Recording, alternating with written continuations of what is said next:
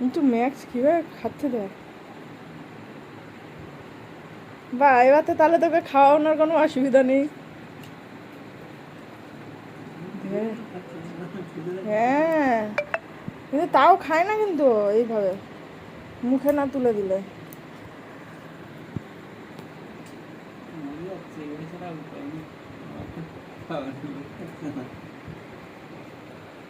কেন দুপুরে ভাত খেয়ে যেতে?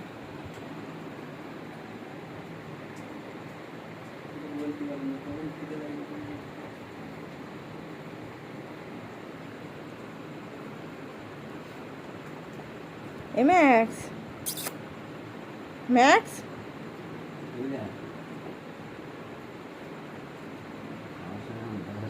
আর দিও না, কিন্তু পরে ভাত খাও না।